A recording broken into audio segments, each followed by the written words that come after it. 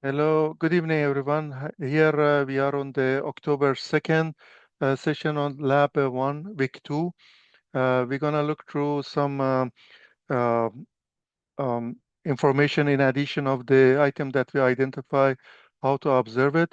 On the email, I sent you a spreadsheet that collected all the required data for the exposure time and duration and filter choices for different objects, both on the solar system and celestial object. I collected all of them from the WebAssign, and you can have it handy if uh, want to use it in one site when you are specify on the Skynet. Might be easier that way to collect it. But you remember the items that you specify, either exposure or uh, not filter mainly, but mostly exposure, duration, and kind of other data that you identify is kind of recommendation based on the guide of the practitioner engineers and astronomers on the Skynet remote telescope system. Therefore, this doesn't mean that if you change it those slightly, it's gonna be very difficult, gonna get very bad things. But sometimes you need it to fluctuate those as needed. I think John has a very good made up last time that we observed it. And just stopping the talking, you just give some hint on that numbers on the table for the observation and taking the pictures. John?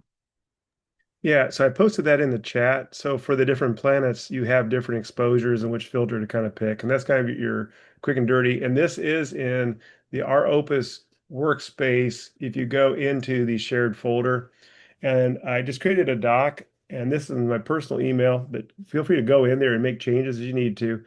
This is my cheat sheet. That's where I go for everything. And if you look at the numbers, you'll notice the filters will change and the exposure will change just depending on what we're looking for. So like we're looking for planets, we want to, the exposure is kind of calibrated to be best for close to what the planet can be. So once we get into um, Skynet, we do our observations, and then when we go in Afterglow, we can really bring out the features of that planet. And then the other ones, exposure is a little bit different, maybe a little bit longer for moons, because we don't care if the planet is bloomed out. We want to make sure we can adjust our contrast. And so those exposure ratings that's the reason for that. Now, none of these are written in stone. You may find other values which work really well, but the filter suggestions and times, they're there for a couple reasons. One is to protect the telescopes too, as far as exposure time that they need. 'Cause some of these objects, like Jupiter, is pretty close, it's big, and it's very bright. And so we need to have a very short exposure time. And a couple things that'll happen is the numbers you're giving it is a value that is used as a general value. But each of these telescopes do have slightly different filters. They're calibrated a little bit differently. And what's very neat about Skynet is will automatically adjust all those numbers. And so when you go in and you do all your settings and you get ready to do an observation, when you watch how it goes through that last window, you'll notice a lot of the numbers are adjusted a little bit, and that'll happen. Um, and if you feel like you have time where you've gotten all your observations, and you want to do some more, feel free to do that because a lot of these planet and moon observations are just so short. If it's 1 second or less, it's going to cost just 1 point anyways. That's not much of anything. Um, but you could be a little more selective. Once you have, I would just write off for now, get your observations done, go in, put those in, make sure those happen. And then once you have those in, if you have time to go back, you can be more selective on your telescopes at that point. So let me, I'll share my screen real quick. I'll share this. Yep, that's what I want. So is that coming up okay? Can everybody see all right? Yes. That's not the one I wanted. I'm gonna stop sharing. I'm gonna share again. Let me share the right one. It looked a lot like that. I'm afraid I'm gonna pick the same one twice. This is what happens when you have too many windows open. Um, I think this is the right one. Oh, there. Okay. Yeah, this is the optical observation. I got the right one. Maybe I had the right one last time. Okay, so if I'm going for my observation, I'm going for optical observation at the top. I open that up. I don't want to add a new observation in here. Okay. Reminder up here at the top, we have target, telescopes, filter, exposures, review. And that little area up there lets you hop around. So I can go over here and I can see telescopes. I can click right here to telescopes, and I can look at the different telescopes that are coming up that would be available possibly for my observation. Now you put anything in, so I'll go back to target. And let's say I'm putting something like I put Jupiter in here. I'm going to see who can see Jupiter. And so I'm doing a search on here. It's going to give me a look. Let's see, Jupiter. I'm scrolling down here and um, okay, so we adjust all the settings. I can see that most of the telescopes are going to be able to see this. No, not everybody. I'm seeing a couple of these on the right here are not able to observe. But I'm always usually shooting for the prompt telescopes. And let me go ahead and put save and choose telescopes. So sorry if I'm scrolling too fast. But it gives you a look at where these telescopes are at. I mean, here's Ransom, West Virginia. So like a pretty remote location. Moorhead is, we're talking Chapel Hill. I've been in the Moorhead Observatory, and it's a beautiful old telescope, but it is in the middle of Chapel Hill. So this is great for doing our labs, and it'll take some nice images. But for the best images, I'm probably not going to use this one. Um, for ones I want to do where I'm gonna look a little, I want a little cleaner image. I want to look a little farther into it. I'm going to show you a few more features on here too. Diameter. This tells me how big this telescope in Virginia, in Farmville, Virginia, how big it is. It's about 0.5 meters. That's a good sized telescope. Whereas Moorhead is actually bigger, 0.61, and it is a big telescope. We come across, it's a field of view. So we look at this is 63.5. Now, the one hash means minute. So we're looking at arc minutes. And it kind of, you can see that this field of view, though, in this Virginia one, even though it's a smaller diameter, it has a much larger field of view than Moorhead. And then the last one here is showing you the pixels. So now this one has much larger pixels. It's 0.40 arc seconds per pixel, whereas the Moorhead is 0.22. So they all vary. They all vary as far as how many pixels you have. And so images come out differently. And here's the one in Poland, which actually I found takes nice images. It's got a small field of view, and it actually has the largest pixel size. So just realize your images might be pixel lated. And for a lot of what we're doing, it doesn't matter to find the moons and to find the planets and do our measurements and all that. We won't need really high resolution. So any of these will really work. And actually, this prompt one is in Canada. Now, the one I like the most, those aren't even on here. I can see this. So I'd have to go with one of these for Jupiter. Um, and I'm guessing if I went for Saturn, I'll probably get a different look. But I like the ones down in Chile. I think they have really good resolution. You have three to pick from usually, and one has a really nice pixel size and field of view. So that's my 2 cents worth on the observations there. Thank you, John. It was great. And also, if you wanna, let me go to again to item that we're gonna discuss today. And let me see what we have in here. In here. Okay.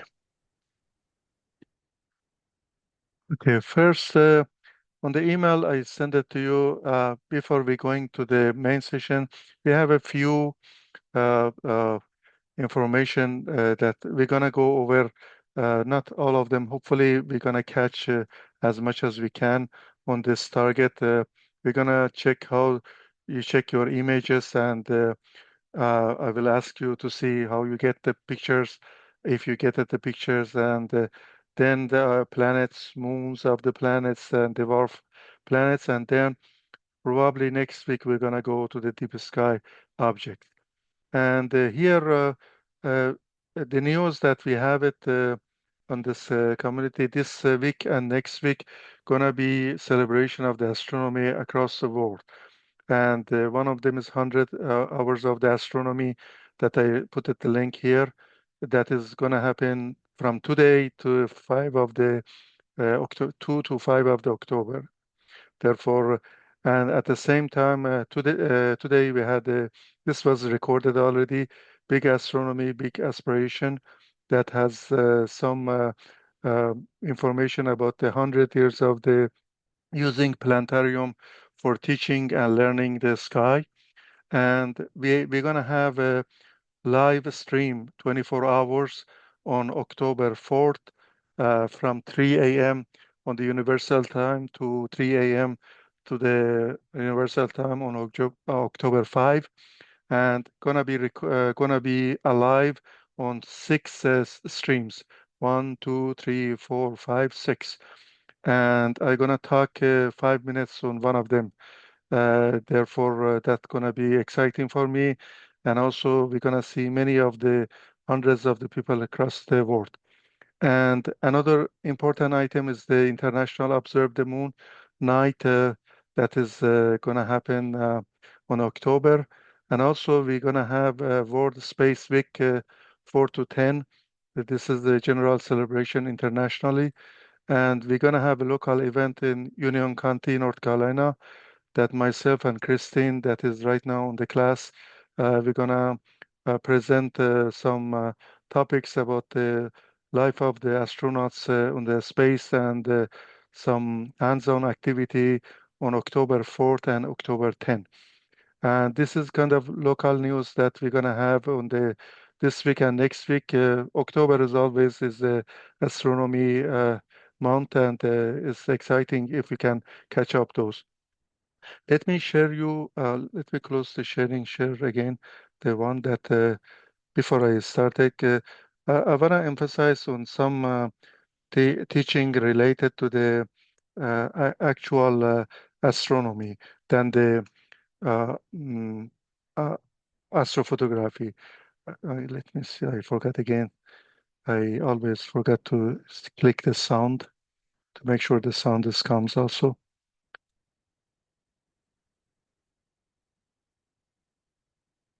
Yeah, yeah. This time is okay. This one is a short video. She shows that we're gonna study the solar system. In addition of the taking the picture, I choose this very short video from NASA to and also help us to the about first of all, first one is give some idea about solar system. You may know on different cases, but it's also I know, and probably every one of us on the school on the plan we know that. But if we're repeating this one, sometimes it's reminding us something that we may when we're reminding we keep on our brain active and alive. This is the first one. It's off! And then? And then? And then! And then? And then? And then some. It's all sorts of awesome. It's and then some.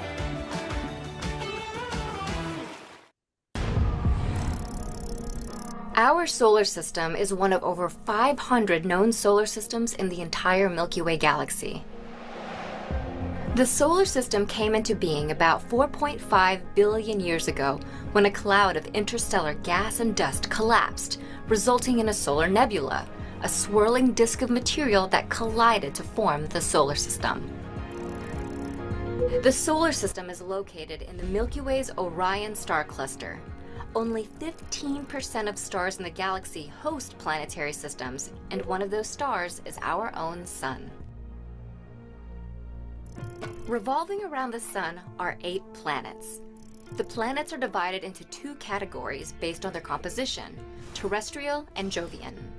Terrestrial planets, including Mercury, Venus, Earth, and Mars, are primarily made of rocky material. Their surfaces are solid, they don't have ring systems, they have very few or no moons, and they are relatively small. The smallest and closest to the Sun is Mercury, which has the shortest orbit in the solar system at about 3 Earth months.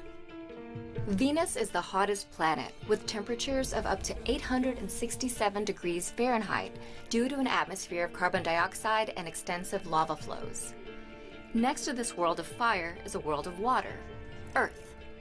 The water systems on this planet help create the only known environment in the universe capable of sustaining life. The last of the terrestrial planets, Mars, might have also supported life about 3.7 billion years ago, when the planet had a watery surface and moist atmosphere. Beyond the 4 terrestrial planets of the inner solar system lie the Jovian planets of the outer solar system. The Jovian planets include gas giants Jupiter and Saturn and ice giants Uranus and Neptune. The gas giants are predominantly made of helium and hydrogen, and the ice giants also contain rock, ice, and a liquid mixture of water, methane, and ammonia.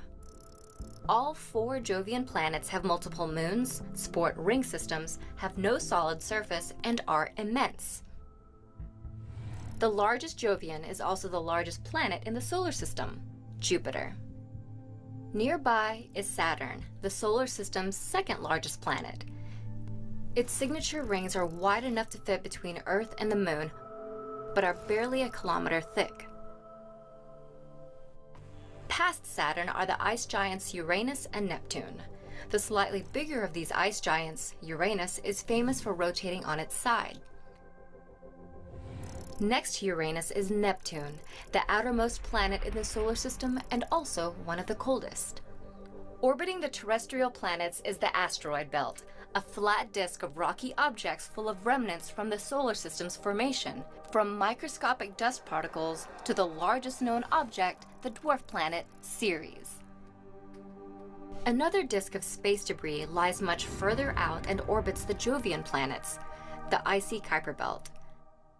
Apart from asteroids, the Kuiper belt is also home to dwarf planets such as Pluto and is the birthplace of many comets.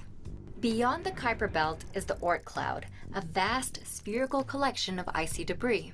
It is considered the edge of the solar system since that is where the gravitational and physical influences of the Sun end.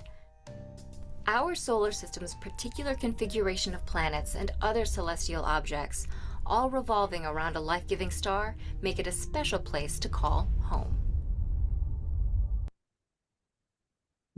This one is kind of very short. Hopefully you enjoy it, that one. And also I'm going to share another one this one is very important because when we measuring the sizes and also this picture that you see it on the books or the social media, it gives sometimes a very unrealistic pictures on the sizes and dimensions that we're going to check on our labs on that one. Just this one is also very short. I'm gonna share it with you. This one.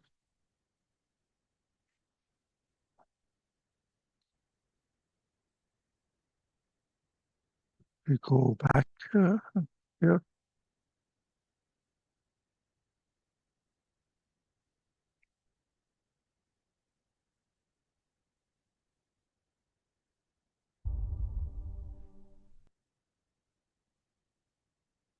So it's this one. And the next one.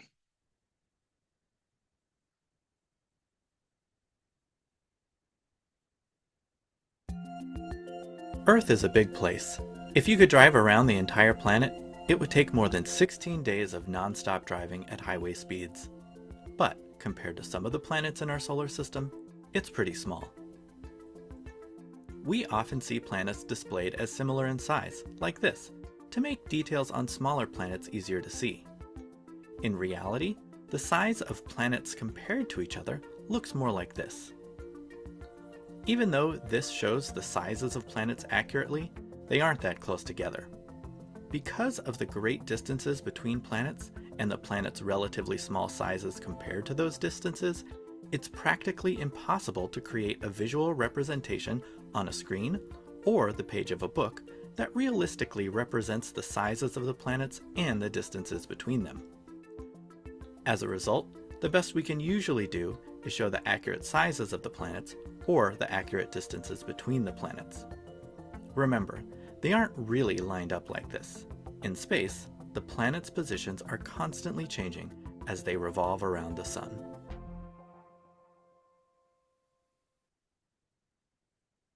And thank you. And the last item that I'm gonna show you here is the one of the great tools that you can go and take the measurement. They call it NASA Eyes.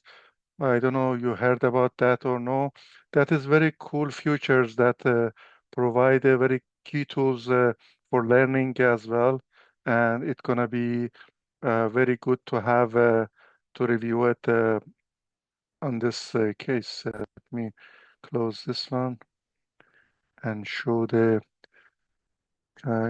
This is a website. They call it Science NASA Government Eyes, and you can have eyes on different things like asteroid or Earth or exoplanet or solar system, and therefore you can go over and look through many different and good things that exist on the uh, or hand. Therefore, you can look through whatever happening on the solar system directly, and very good tool. I don't want to go over here, but it gives you better indication to see how you can look through it. But you stop here, and then we go for the any question on this two topics that we present. Okay. On the WebAssign, as we described it last time, we identify the Skynet as needed.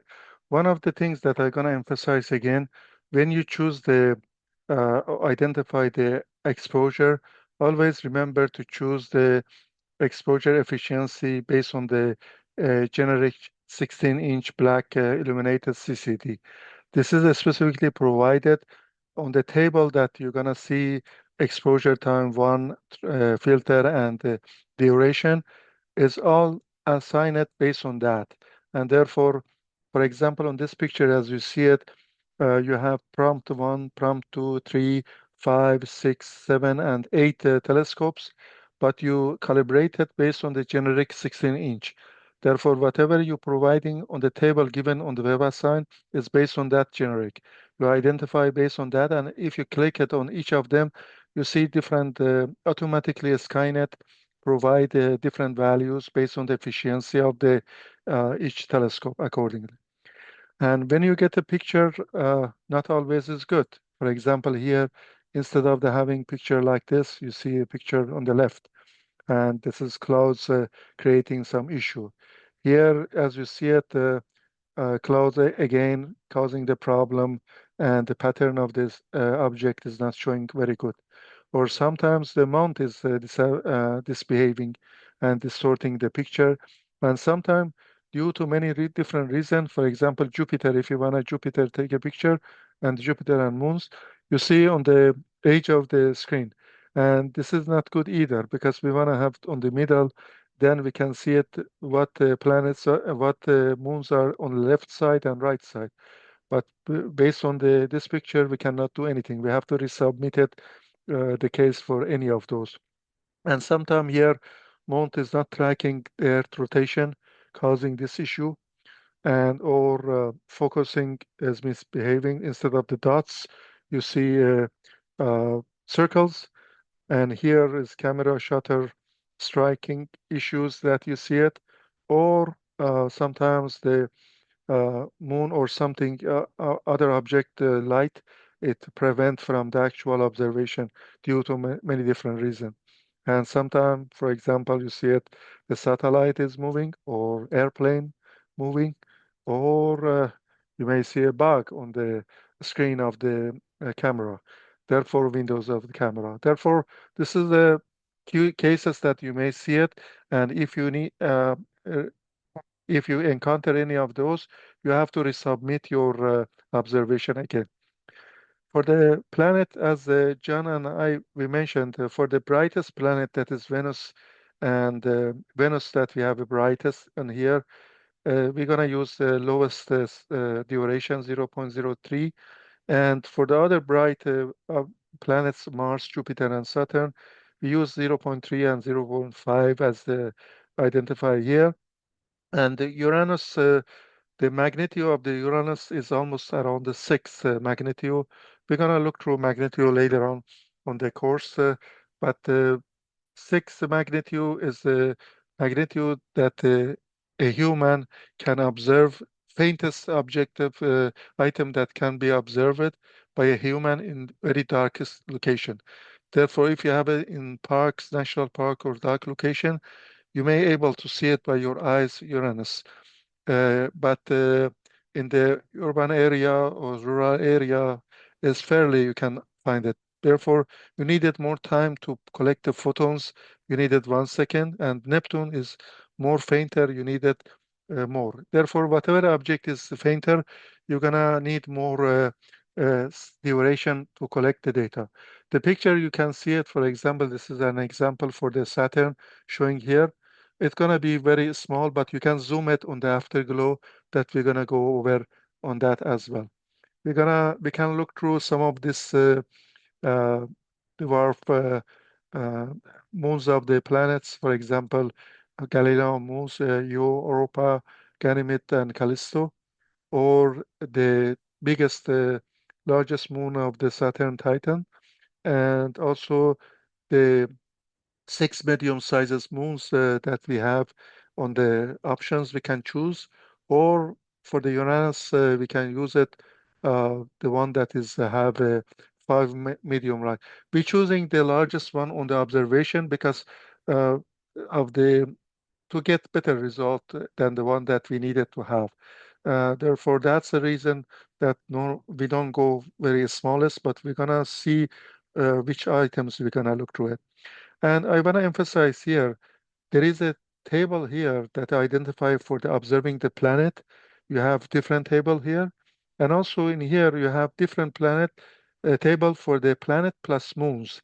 Therefore, this table, for example, on the Jupiter, you have to use filter B, duration 0.03. If you want to take a picture of the Jupiter plus the its moons. But if you want to take a Jupiter only itself, you're going to take U and zero 0.5. This two table is for two purposes prepared, and we're going to see on the next weeks how that's going to be play on the next labs on the our operation. For example, one of the pictures that is taking all the four moons, four Galileo moons, you can see it here. But sometimes one of this goes on the front or goes back, you cannot see it, and you can see it one or two or three. And that's always changing in one night also. If you observe it at 8 a.m., 8 p.m., and observe it on 4 p.m. or 1 hour difference, everything, they are very quickly moving around. And you can see, observe the changes during the time. And this is observing for the dwarf planets that choosing here. And as you see it, they are more fainter. Ceres is the on asteroid belt between the Mars and Jupiter. We needed 3 seconds only and filter B. But for all other faint object, normally we use high true filter. That is for the faint object we're gonna use. For Pluto, we needed 80 second or 80 credit. For Omega make we needed 160 second or credit. And those are all three located on Kuiper belt or beyond the Neptune. And the other things that we're gonna go later on this topic gonna be some nebulas and some uh, global clusters and the galaxies as well. And for our different, as you see, some of the galaxies are brighter. Which one is you think is brighter among this one? This on the list? Any guess? Probably the Sombrero Galaxy. Yeah, because you see the why that is reason because we needed less duration to get a better picture. But which one is the more faintest? The southern pinwheel. Yeah, Southern Pinwheel is we needed 90 second. And also we can compare it the same thing on the clusters. For example, this 47 NGC 104, 22nd, and the M22 is brighter than M3. And same thing on the nebulas here as well. The easiest and brightest one is the Orion Nebula that you can see it by your eyes also. And Trifid Nebula, 10 second. And the faintest ones is gonna be which one? Is M16 or Eagle Nebula. That is one of the Uh, no, sorry, about the Crab Nebula, 71 second in here. Therefore, this is kind of overall view that we're gonna go over, and also Moon next week.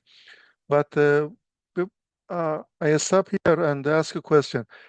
Any of you get the picture from the observation till now? Which one of you get the pictures ready? John? Yeah, yeah. Okay. Not for me, no. Yeah, You I'm get still the waiting picture? myself. Did anybody get an image? Because I'm still waiting for, even I was surprised. I thought for sure Jupiter would come up pretty quick, and I've been waiting about a week for my observation, and it still hasn't come through. If you didn't get it, hopefully by next week you're gonna get it. I'm gonna share something that is very important for us to look over, and that is related how we connected to this one to each other. Let me go over the Skynet. If you want, I can take them through the afterglow a little bit If too. you if you can do it, very good. You can. I will pass it to you, Jen. Thank you. Okay. Yeah. I'll take a turn here. Okay, so I'm gonna go Thank you. ahead and show you a couple things. And it's nice when you have your images because all this is so much easier to follow along and do when you have one together. But just to give you a quick run over, because I think it pays off to see this many, many, many times. Um, and a couple of big ideas here. One is you get in a Skynet. Yeah, we have a lot of observations. You will too eventually, but your files automatically go into Afterglow. So the easiest way to go to Afterglow is to go in your Skynet and then just hit the link at the bottom here for Open Afterglow. Now, even if you don't have any images, you can still do this, and I'll show you where you can find images to process. But if I click in here, I think that's changing. I must have gone in somewhere. Let me go back out. Let me reset Afterglow real quick.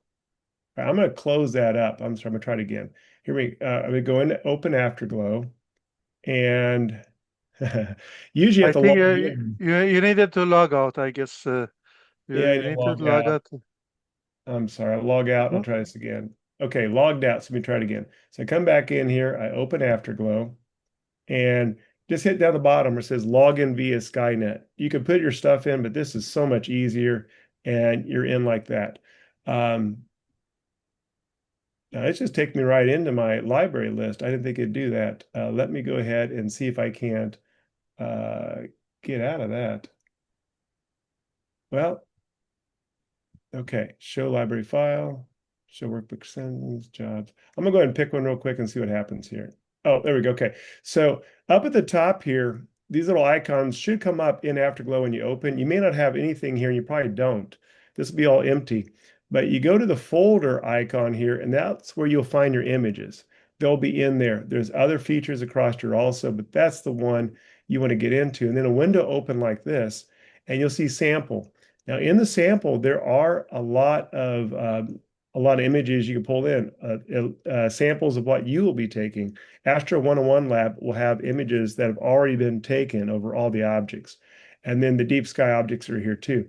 But once you get your images, the place you'll want to come is go into, I could go back up. Okay, files.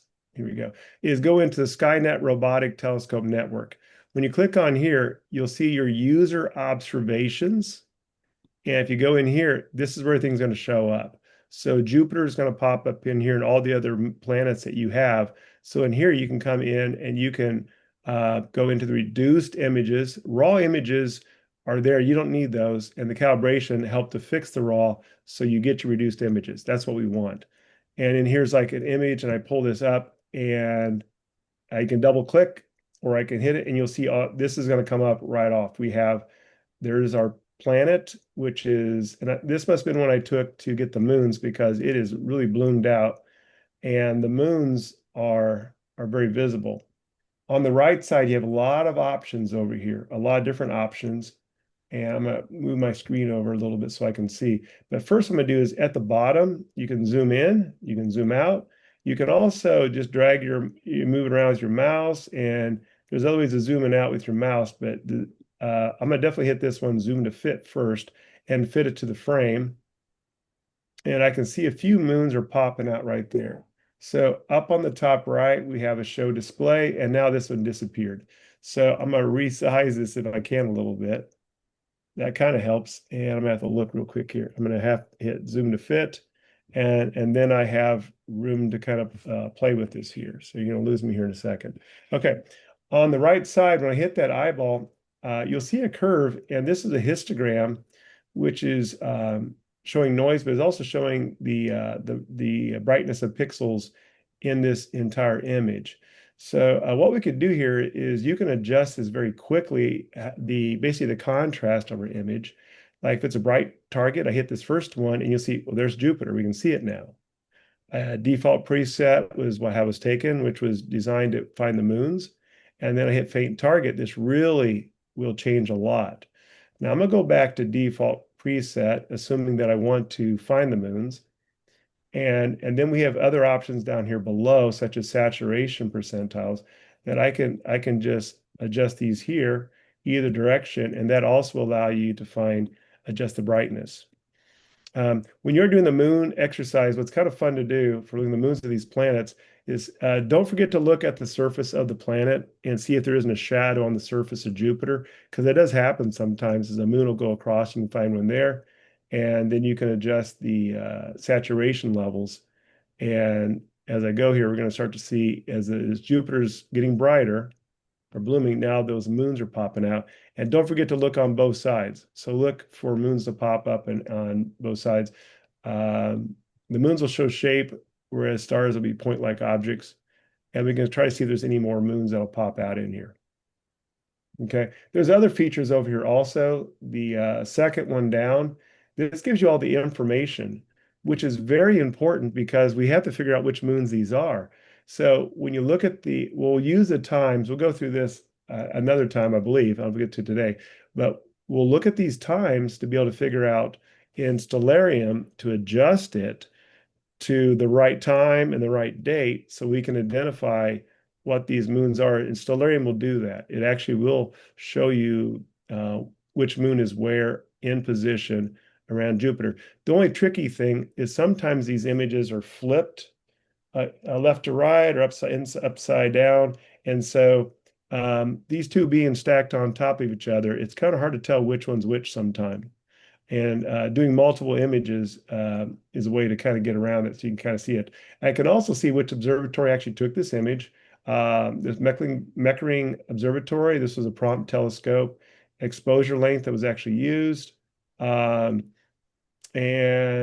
other information you might want to know about it. And there's other things down here, such as you can add a custom marker to this, which is handy. We'll use that later on to mark like distances between objects. We'll use that. There's another one here, which is a plotting tool, which can be very handy to find hidden stuff. If I click on one side of Jupiter and I drag across, you see there's Jupiter. See how the brightness comes up? If I keep going, I can say, yep, there's a moon. Even if it's not showing up visually, this will pick it up, and I can identify the distance to those moons, which we'll need to do at some point, and that they are indeed a moon. I see a little bright spot over here. What's this little guy over there? I'm wondering what that is. Not seeing much over there. Okay, but that's just a quick tool we have to kind of look at that. We don't use sonification and WCS calibration we get to later. Later on, some of these other tools we'll use, but for now, that should get you quite a ways along here. So just kind of recapping, in the folder up here is where you're going to find all your files. They'll show up here once you've opened them up, and you can click between the different files then. I'm looking at the moons of Saturn, and we can hit the first eyeball on the right, and that will allow you to change the default brightness. Oh, beautiful. There it is. Okay. And you'll learn your favorite way to do it on how you can adjust these up so you get the right contrast you want to see your objects with respect to the planet, so you can identify those and submit those images. Any questions on that? That was quite a bit of content there. And once you've done it a few times, you'll find this is actually pretty easy, but I know this is new for everybody. So any questions on this process?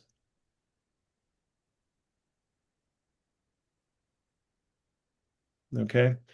So impossible to this is easy. Where are we at out there? So thumb wise, where you guys at? Think you can do this? A little bit of practice, feeling pretty good. All right, that's awesome. Okay, good feedback. All right, I'm gonna stop sharing then. Anything else, boss, I need to share while I'm in here, you think?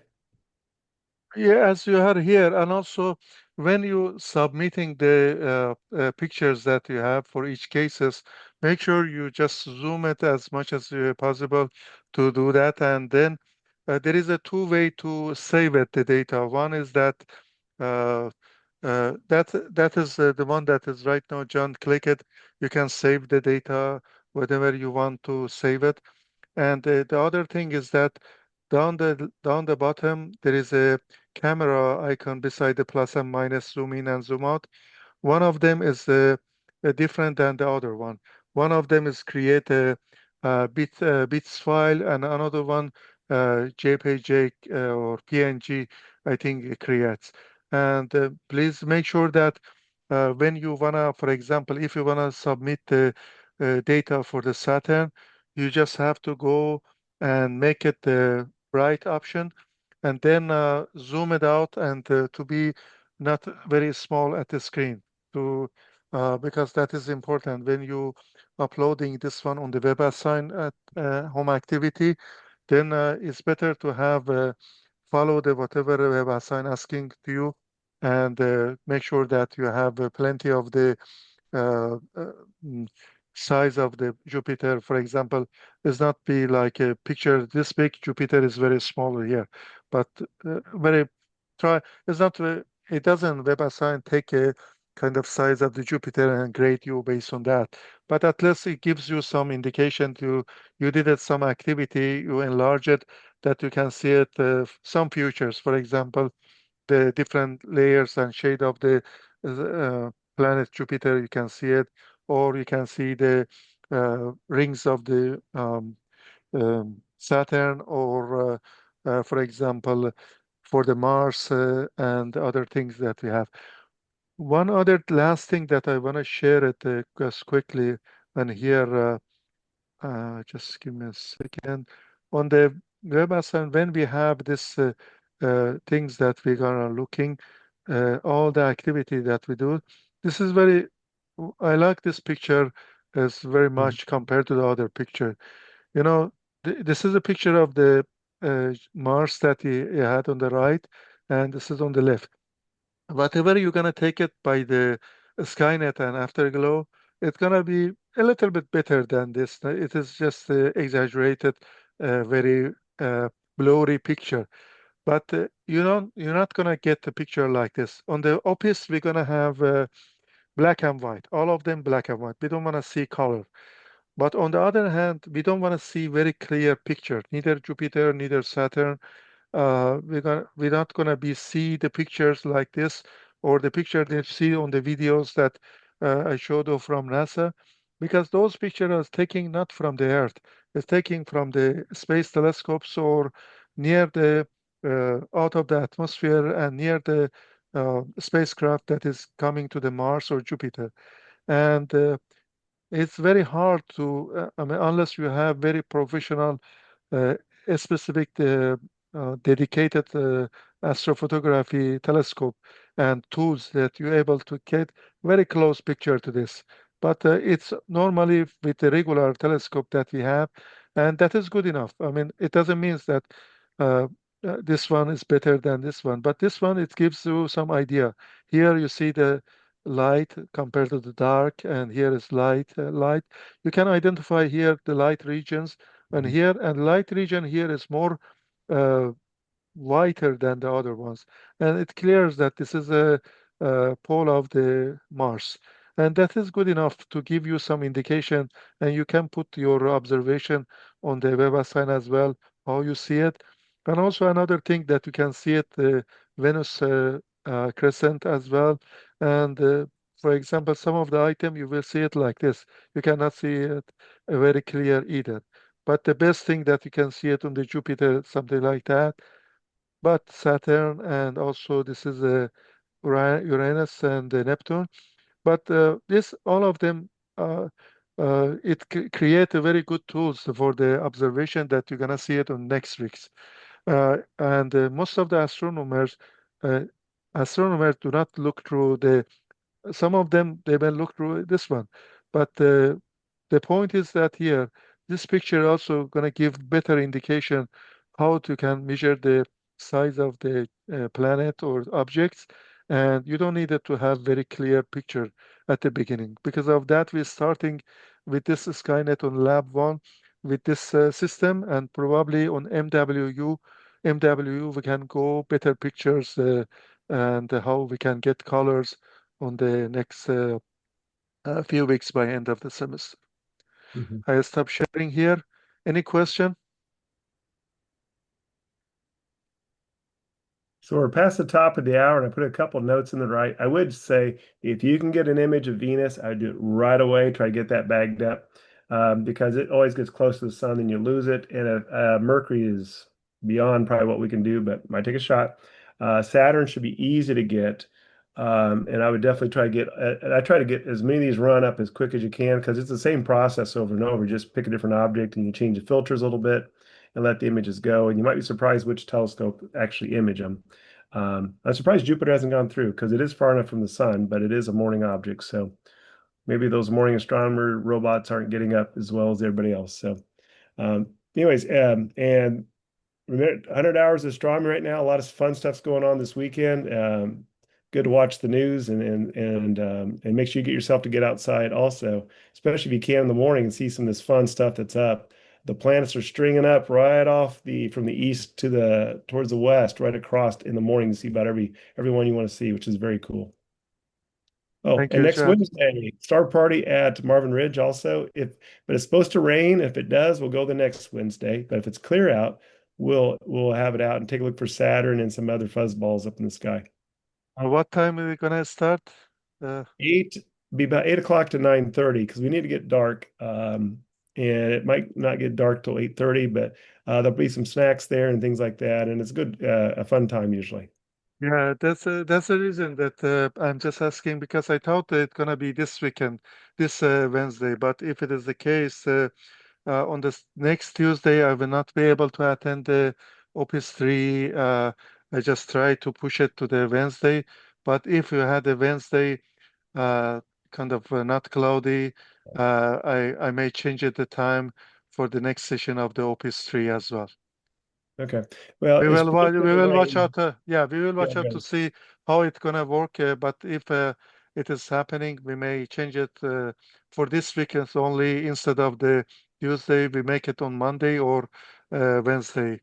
Dependent. I don't want to. You missed the observation. I may join you on the Wednesday as well if the weather is good. Awesome. All right. Very Well, good. everybody have a good night and thanks for joining us this evening. It's a lot of fun. Good stuff. Very good. Thank you, everyone. Have a good night. Thanks.